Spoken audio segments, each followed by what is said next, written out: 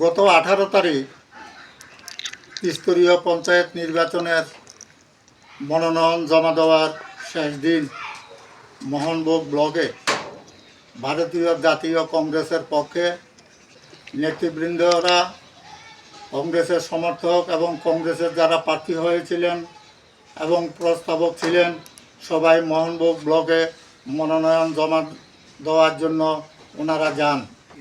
30 থেকে 40 জন পুলিশ সেখানে উপস্থিত থাকা সত্ত্বেও আমাদের মনোনয়ন প্রত্যাশীদের সেখানে মারধরের জন্য আক্রমণ করা হয় এবং মারধরও করা হয়। এবং আমি জেলা কংগ্রেসের সভাপতি হিসাবে মেলাঘর থানার ওসি এবং এসডিপিও সাহেবকে একাধিকবার অনুরোধ করি যাতে মনোনয়ন ওনারা জমা দিতে পারেন, কিন্তু পুলিশ এ ব্যাপারে কোনো ভূমিকা নেন নাই।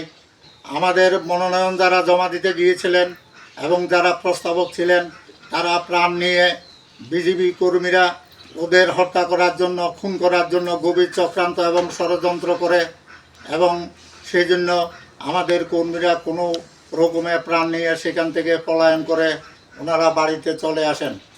তৎপরবর্তী সময়ে 18 তারিখ রাত্রেবেলা সেই জিততলি বাজার থেকে বাড়ি আসার পথে বিজেপি কর্মীরা সংঘবদ্ধভাবে আমাদের পঞ্চায়েতের যিনি মনোনয়ন প্রত্যাশী ছিলেন অষ্টমী দাস, ওনার স্বামী কাজল দাস এবং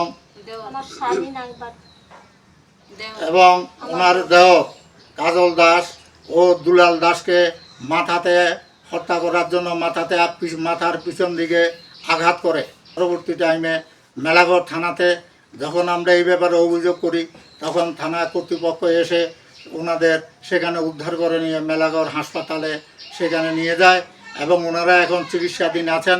হেন পরিবেশ এবং পরিস্থিতির মধ্যে এখন পর্যন্ত পুলিশ এতটুকু নিষ্ক্রিয় যে ওনাদের বাড়ির থেকে নিয়ে হাসপাতালে ভর্তি করানোর পরেও এখনও সেখানে কেস এন্ট্রি করেনি।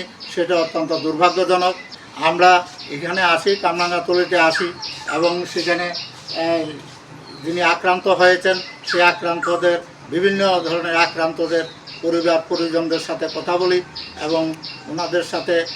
বলি এবং আগামী দিনে যদি এই সংক্রান্ত ব্যাপারে পুলিশ কোনো ভূমিকা গ্রহণ না করে তাহলে আমরা বৃহত্তর আন্দোলনে যেতে আমরা বাধ্য হব।